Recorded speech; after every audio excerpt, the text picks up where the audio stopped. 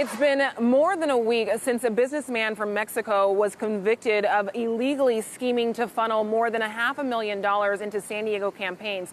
Now, one of the key players in that case is due for sentencing, but his sentencing has actually been delayed. I'm joined outside of the federal courthouse with Amita Sharma. She's the investigative reporter who's been following this case from the very beginning. Can you talk to us about the delay of the sentencing for Ernie Encinas? Well, so Encinas cooperated with federal prosecutors in their case against Jose Susimo Azano Matsura. Azano is scheduled to be sentenced on December 12th, I believe.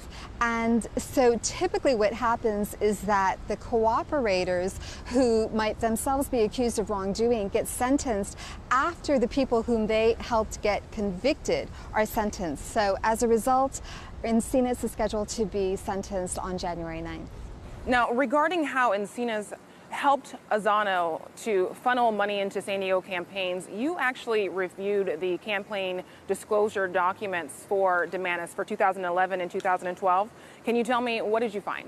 Well, it's interesting. What I found was that more than 2 dozen donors had ties to Encinas. They were either related to Encinas, they were friends with Encinas, or they worked with him, or they worked for him. Only 3 of those people were flagged as straw donors by the San Diego Ethics Commission. We don't know about the others. Prosecutors never introduced them, their names, their initials in federal court as evidence or in any legal filings. So it could be that they were legitimate, or it could be that they were straw donors and that the government simply used that information as leverage in their plea talks with Encinas, because Encinas pleaded guilty to conspiring to help Azano get his foreign money into the campaigns and committees devoted to helping former San Diego Mayor Bob Filner and District Attorney Bonnie Dumanis when they ran for mayor in 2012.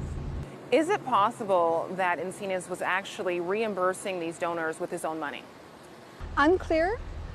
Extremely unlikely, because Encinas himself had some financial troubles. There were civil actions filed against him for non-payment totaling about, well, several $1,000s.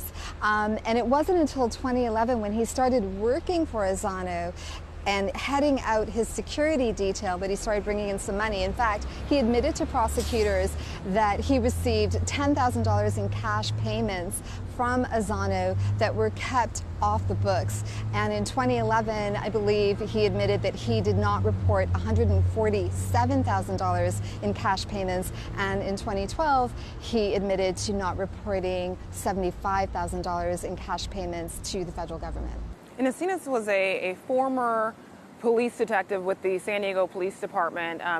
Investigating this case, what did you find out about him? What do people who know him say about him? Well, outside of him being the go-between for Azano and the candidate campaigns, those who know Encinas say he is a humble guy, that he's not a typical cop who is on some sort of power trip. They say that this is a guy with a great sense of humor who is always smiling. That being said, Encinas did work in Vice at the San Diego Police Department, and one person whom I spoke to who knows Encinas well says, look, there are 2 different types of people who work in Vice. Those who loathe the nightclub industry, the entertainment industry, and they want nothing to do with it. And then there are those who get to know the nightclub owners and begin to like that environment. He says Encinas fell into the latter category, and ultimately Encinas became a consultant to the nightclub industry,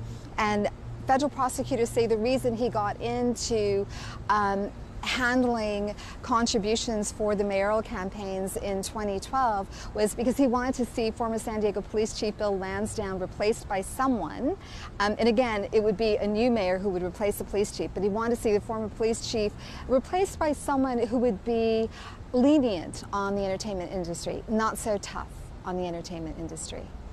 Thank you so much. Great work. Thank you.